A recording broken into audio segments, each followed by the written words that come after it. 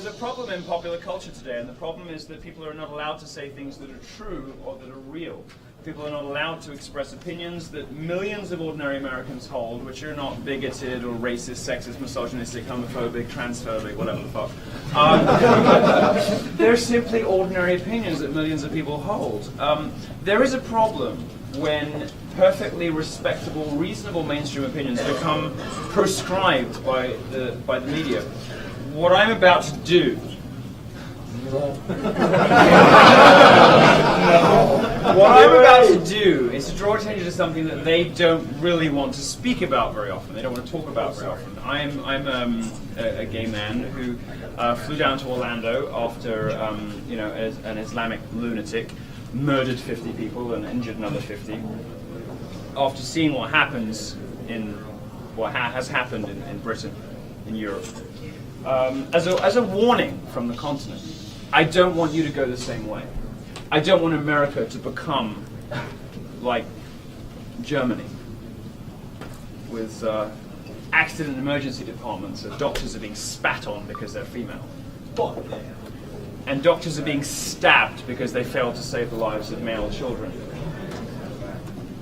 I don't want America to become that, because we rely on you guys. We love you, we trust you, and we rely on you. And without a strong America, we're left with China and Russia. So coming from Europe, having seen what the sort of weak globalist politics does for people, having seen what left-wing establishment politics accomplishes when it is allowed to run riot, I want to come to you. I'm here in America to tell you that there is a different way, there's a better way, and it is cleaving to the principles on which this country was founded. It is remembering that freedom of speech, freedom of expression, capitalism, property rights, these are the things that make America the best country in the history of human civilization.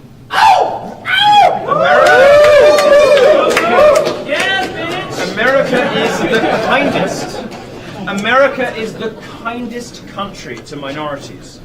It treats women, blacks, gays, trannies, whatever minority you choose to identify with, it treats them the best out of any country anywhere in the world. Hell yeah, it does. And when the left looks at this country, it sees a history of oppression, bigotry, and constructs a variety of conspiracy theories to explain why they're still fucking unhappy.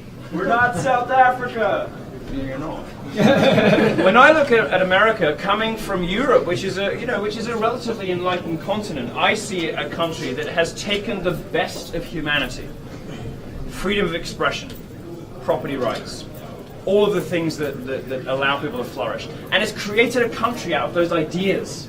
This is not a country created by ethnicity or geography. This is a country created according to reason and ideals. And those ideals are the best basis that anybody has yet come up with which to found a country.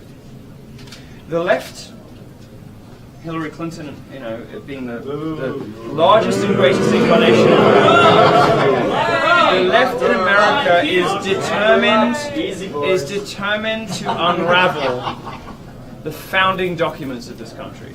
They hate the First Amendment. They hate the Second Amendment. You cannot allow that to happen.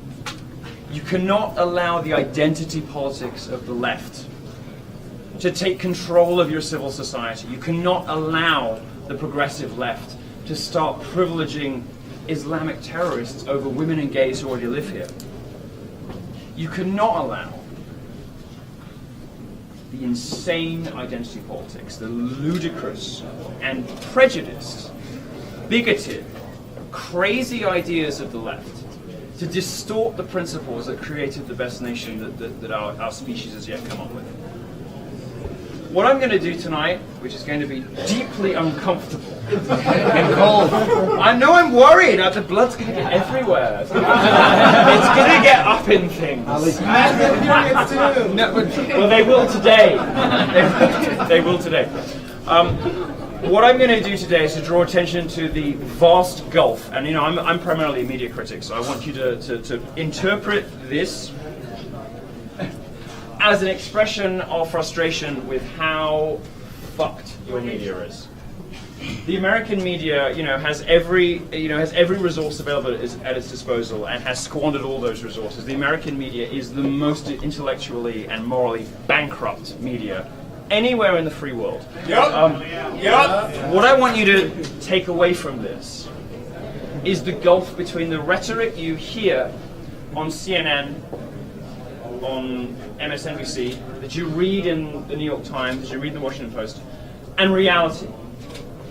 When an Islamic terrorist attack happens, and we know, despite what we're told by our politicians, by celebrities, and by the media, we know that it is tied closely to an ideology that is profoundly antithetical to American values. We know that the reason these things happen is an ideology which doesn't share American values. But the media says that the really big story is Islamophobia. What we should really be worried about after Muslims kill dozens of people is hijab pulling. You're just listening to rap music. What I want to draw attention to this evening is the gap between what you are told and reality. What I want to draw attention to is the priorities of the media versus the priorities of everybody else. Donald Trump's campaign and the populist, conservative, and libertarian movement that has fueled it and that exists everywhere in Europe and everywhere in America now and is not going away whatever happens in this election, has understood that the media has lied to and about you for decades, and enough is enough. These pictures, and please turn your cameras away from me and to these pictures. These pictures are people who were killed, who were murdered by illegal aliens, by people who had no right to be in the United States. These are the pictures of people who need not have died, but for an elitist, globalist philosophy that puts principle over human life. And I'm also going this evening, aside from these victims, to be performing on behalf of the victims of Islamic terrorism too. Whether it's Orlando, 7/7, 9/11, I wish Americans would learn their fucking lesson. Yeah. 9/11 happened here. They flew a plane into the Pentagon. And America wants to re-elect a woman who's taken 50 million from those countries. Set aside the fact that she panders to gays here, while sucking up for donations to some of the most regressive and homophobic countries anywhere in the world. Just look at it on the facts. Just take it for what it is. Approach it simply. This is a woman who is going to welcome in more terror, more bloodshed, more horror, and is going to create more innocent, unnecessary death. The left is protesting this, even though our own gallery here is now getting cold feet about it. And this has already been moved once, as you know. This is, as far as I'm aware, the first really significantly protested art show since Piss Christ. And it is, as far as I'm aware, the first significantly protested art show in history to have been protested from the left.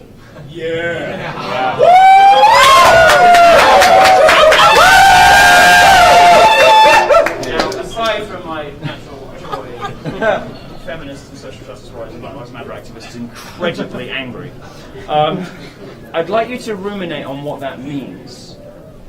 And think about how the culture wars have changed, and changed very rapidly, and in a very short space of time.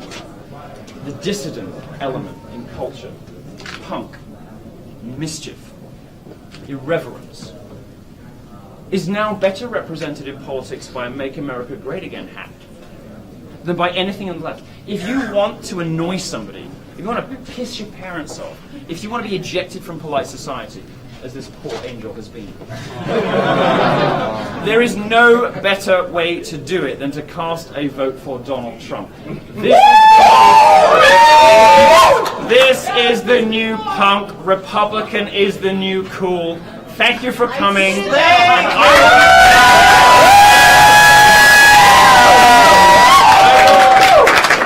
I will return very shortly to get into that fucking thing. Thank you very much. Thank you. We're going this way. We're going this way. This way. Trevor.